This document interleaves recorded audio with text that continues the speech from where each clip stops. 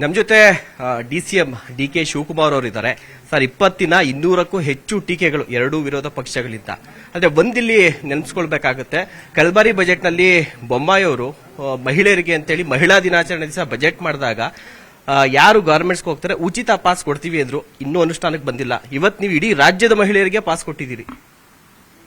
ಬಿಜೆಪಿಗೂ ನಮಗೂ ಇರುವಂತ ವ್ಯತ್ಯಾಸ, ನಾವು ನುಡಿದಂತೆ ನಡೀತೀವಿ, ಅವ್ರು ನುಡಿದಂತೆ ನಡೆದಿಲ್ಲ. 15 ಲಕ್ಷ ಕೇಳಿದ್ರು, ಕೊಟ್ರಾ? ನಾನು ನಮ್ಮ ಪ್ರೆಸ್ ಸೆಕ್ರೆಟರಿಗೆ ಹೇಳಿ ಆ ಕಾಪಿನ ತೆಗೆಸಿದ್ದೀನಿ. ಈ 15ನೇ ತಾರೀಕು ಪೇಪರ್ ಅಡ್ವರ್ಟೈಸ್ಮೆಂಟ್ ತೆಗೆದು ನೀವು ನೋಡಿ. ಗೌರ್ಮೆಂಟ್ ಅಡ್ವರ್ಟೈಸ್ಮೆಂಟ್ ಏನಾದ್ರು ಮಾಡಿದ್ರ?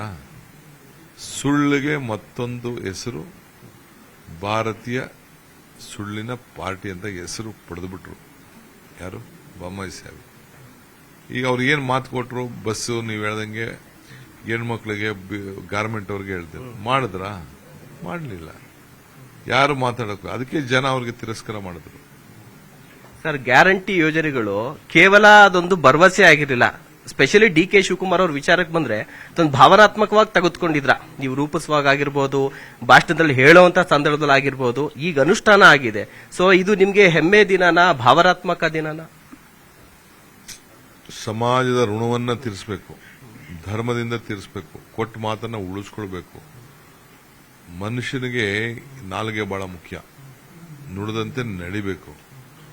ಇದು ನಾವು ನುಡಿದಂಗೆ ನಡಿಲ್ಲ ಅಂದ್ರೆ, ಈ ಮನುಷ್ಯನಿಗೆ ನಂಬಿಕೆ ಇದೆಯಲ್ಲ, ಈ ಬೇರಲ್ಲಿ ಒಂದು ಮರಕ್ಕೆ ಬೇರು ಇದ್ರೆ ಎಷ್ಟು ಮುಖ್ಯನೋ, ಆಳವಾಗಿದ್ರೆ ಆ ಮರ ಗಟ್ಟಿಯಾಗಿರ್ತದಲ್ಲ, ಹಂಗೆ ಮನುಷ್ಯನಿಗೆ ನಂಬಿಕೆ ಮುಖ್ಯ. ಹಂಗೆ ನಮ್ಮ ಮತದಾರರಿಗೆ ನಮ್ಮ ಮೇಲೆ ನಂಬಿಕೆ. ಈಗ ನಾನು ಎಲೆಕ್ಷನ್ ಟೈಮಲ್ಲಿ ಹೇಳ್ತಿದ್ದೆ, ಅಧಿಕಾರ ನಶ್ವರ, ಸಾಧನೆಗಳು ಅಜಾಮರ, ಮತದಾರನೇ ಈಶ್ವರ. ಸೊ ಅಧಿಕಾರ ಬರೋದು ಹೋಗೋದು ಅದು ಟೆಂಪ್ರರಿ, ನಾವು ಯಾರು ಪರ್ಮನೆಂಟ್ ಆಗಿ ಇರುವುದಿಲ್ಲ. ಆದರೆ ಬಂದಂತ ಸಂದರ್ಭದಲ್ಲಿ ನಾವೇನು ಸಾಧನೆ ಮಾಡ್ತೀವಿ, ಸಾಧನೆ ಮಾಡಿ ಜನರಿಗೆ ಏನು ಮಾತು ಕೊಡ್ತೀವಿ, ಆ ಮಾತನ್ನ ಉಳಿಸ್ಕೊಳ್ಬೇಕು. ಆ ಉಳಿಸ್ಕೊಳ್ಳುವಂಥದ್ದೊಂದು ಪವಿತ್ರವಾದಂಥ ದಿನ ಪ್ರಾರಂಭ ಆಗಿದೆ. ಅದಕ್ಕೆ ಟೈಮು ಗಳಿಗೆ ಎಲ್ಲ ನೋಡಿ ನಾವು ಇಟ್ಟು ಪ್ರಾರಂಭ ಮಾಡಿದೀವಿ.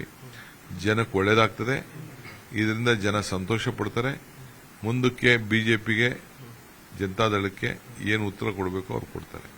ಅಲ್ಲ, ರಾಹುಲ್ ಗಾಂಧಿ ಒಂದು ಭರವಸೆ ಕೊಟ್ಟಿದ್ರು, ಕಾರ್ಯಕರ್ತರಿಗೂ ಕೂಡ ನಿಗಮ ಮಂಡಳಿಗಳಲ್ಲಿ ಅವಕಾಶ ಕೊಡ್ತೀವಿ ಅಂತ. ನಿಮ್ ಕಾರ್ಯಕರ್ತರು ಒಂದು ಆಸೆ ಇಟ್ಕೊಂಡಿದ್ದಾರೆ.